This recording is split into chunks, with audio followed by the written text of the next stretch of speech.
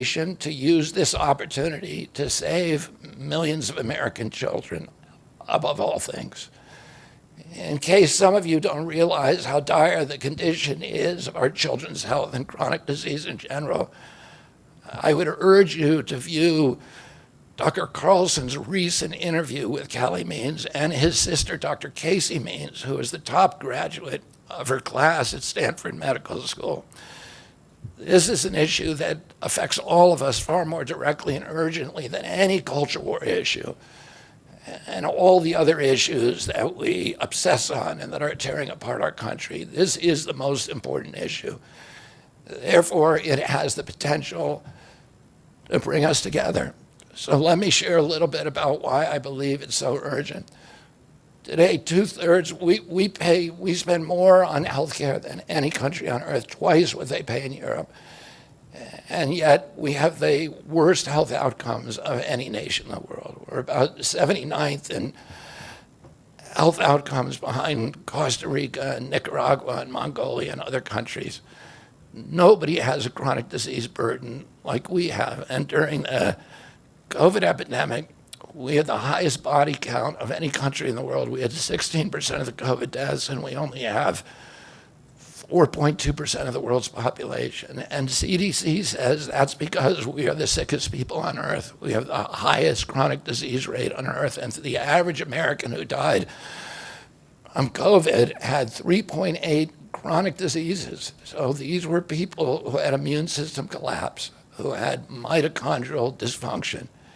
And no other country has anything like this. 2/3 of American adults and children suffer from chronic health issues. 50 years ago, that number was less than 1%.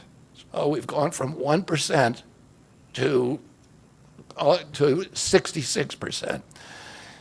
In America, 74% of Americans are now overweight or obese, and 50% of our children. 120 years ago, when somebody was obese, they were sent to the circus. There were case reports done about them. Obesity was almost unknown.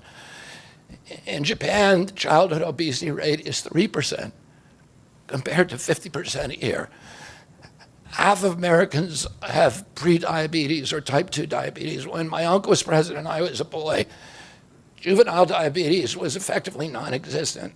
A typical pediatrician would see one case of diabetes during his entire career, a 40 or 50-year career. Today, 1 out of every 3 kids who walks through his office door is diabetic or pre-diabetic, and the mitochondrial disorder that caused diabetes also causing Alzheimer's, which is now classified as diabetes, and it's costing this country more than our military budget every year. There's been an explosion of neurological illnesses that I never saw as a kid: ADD, ADHD, speech delay, language delay, Tourette syndrome, narcolepsy, ASD, Asperger's, autism. In the year 2000, the autism rate was 1 in 1,500. Now autism rates in kids are 1 in 36, according to CDC nationally. Nobody's talking about this. 1 in every 22 kids in California has autism. And this is a crisis that 77% of our kids are too disabled to serve in the United States military. What is happening to our country? And why isn't this in the headlines every single day? There's nobody else in the world that is experiencing this. This is only happening in America. About 18%, and by the way, there has been no change in diagnosis, which the industry sometimes like to say. There has been no change in screening. This is a change in incidence. In my generation, 70-year-old men, the autism rates are about 1 in 10,000. In my kids' generation, 1 in 34. I'll repeat, in California, 1 in 22. Why are we letting this happen? Why are we allowing this to happen to our children? These are the most precious assets that we have in this country. How can we let this happen to them? About 18% of American teens now have fatty liver disease. That's like 1 out of every 5. That disease, when I was a kid, only affected late-stage alcoholics who were elderly. Cancer rates are skyrocketing in the young and the old. Young adult cancers are up 79%. 1 in 4 American women is on antidepressant medication. 40% of teens have a mental health diagnosis.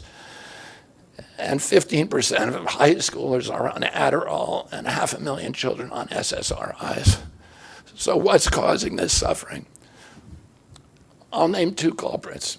First, and the worst, is ultra-processed food.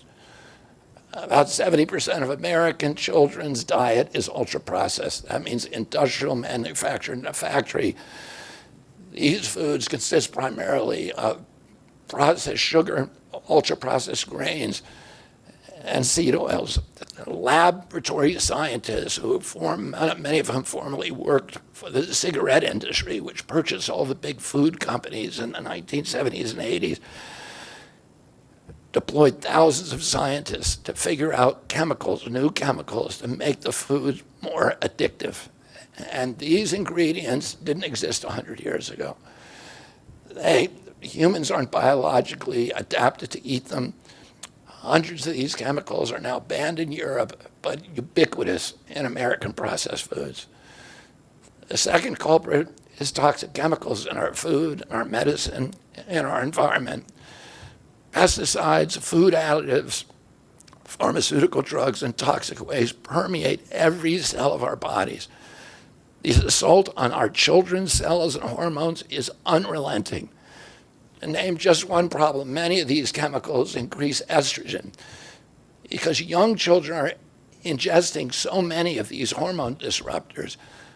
America's puberty rate is now occurring at age 10 to 13, which is 6 years earlier than girls were reaching puberty in 1900. Our country has the earliest puberty rates of any continent on the earth. And no, this isn't because of better nutrition. This is not normal. Breast cancer is also estrogen-driven, and it now strikes 1 in 8 women.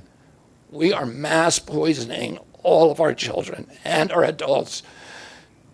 Considering the grievous human costs of this tragic epidemic of chronic disease, it seems almost crass to mention the damage it does to our economy. But I'll say, it is crippling the nation's finances. When my uncle was president, our country spent $0 on chronic disease. Today, government health care spending is almost all for chronic disease. And it's double the military budget. And it is the fastest growing budget item in the federal budget. And chronic disease costs more to the economy as a whole, costs at least $4 trillion, 5 times our military budget. And that's a 20% drag on everything we do and everything we aspire to.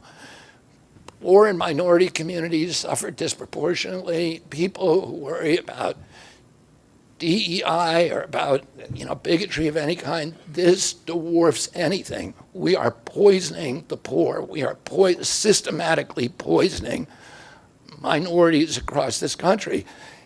Industry lobbyists have made sure that most of the food stamp lunch program, about 70% of food stamps and about 70 or 77% of school lunches are processed foods. There's no vegetables. There's nothing that you would want to eat. We are just poisoning the poor citizens, and that's why they have the highest chronic disease burden of anybody, any demographic in our country, and the highest in the world.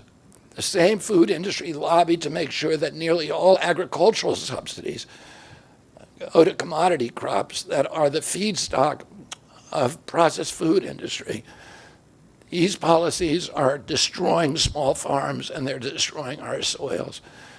We give about, I think, 8 times as much in subsidies to tobacco than we do to fruits and vegetables. It makes no sense if we want a healthy country. The good news is that we can change all this. We can change it very, very quickly. America can get healthy again.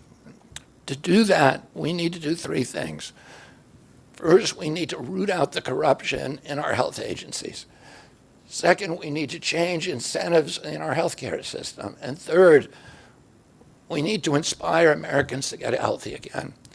80% of NIH grants go to people who have conflicts of interest. These are the people, virtually everybody who sits, Joe Biden just appointed a new panel to NIH to decide the food recommendations. And they're all people who are from the industry. They're all people who are from the processed food companies. They're deciding what Americans, here is healthy. And the recommendations on the food pyramid and what goes to our school lunch programs, what go to the program, the Swiss program, the food stamp programs. They are all corrupted and conflicted individuals. These agencies, the FDA, USDA, and CDC, all of them are controlled by giant for-profit corporations